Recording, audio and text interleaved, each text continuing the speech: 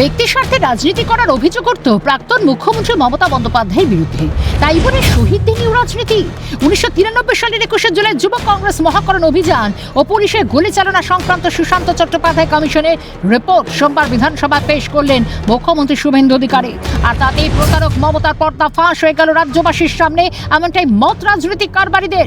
কমিশনের পর্যবেক্ষণ পড়তে গিয়ে শুভেন্দু জানান, কমিশন রিপোর্টে উল্লেখ করেছে গুলি চালানোর সুনির্দিষ্ট তথ্য মেলেনি। মহাকরণ থেকেও তথ্যের বিষয়ে কোনো রকম সহযোগিতা করেননি প্রাক্তন মুখ্যমন্ত্রী মমতা বন্দ্যোপাধ্যায়। ফলে পুলিশি গুলি চালনার যথার্থতা প্রমাণিত হয় না। তৎকালীন পুলিশ কমিশনার তুষারকান্তি তালুকদারের রিপোর্ট আধিকারিকদের বিবৃতির সঙ্গে যথেষ্ট অসামঞ্জস্যপূর্ণ।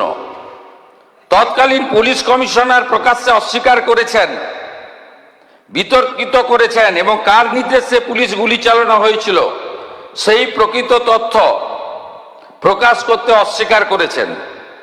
মহাকরণ থেকে সমস্ত প্রাসঙ্গিক নথিপত্র কেন পাওয়া যাচ্ছে না তা গ্রহণযোগ্য বলে মনে করা হয়নি। তখনকার মুখ্যমন্ত্রী কে ছিলেন, যিনি কালকে কালীঘাট তৃণমূলের কর্মসূচিতে হয়তো যাবেন, তিনি তথ্য সরবরাহ করেননি। কারণ পিছনে ছিল গভীর ষড়যন্ত্র। মুখ্যমন্ত্রীর দাবি, তৎকালীন বিদ্যুৎ মন্ত্রী অর্থাৎ প্রাক্তন আমলা মনীশ গুপ্তাকে বাঁচাতেই এই কৌশল নিয়েছিলেন মমতা। কারণ ওনার পাওয়ার মিনিস্টার ফেঁসে যাওয়ার প্রভূত সম্ভাবনা ছিল।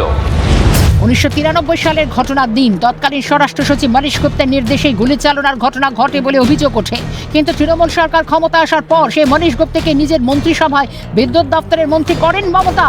আর এখানে মমতার মুখ ও মুখোশ নিয়ে প্রশ্ন উঠতে শুরু করেছে। যদিও ছেড়ে দেওয়ার পাত্র নন বঙ্গের মুখ্যমন্ত্রী, এদিন স্পষ্ট করেছেন শহীদদের পরিবার চাইলে নতুন করে শুরু হবে 21-এর তদন্ত।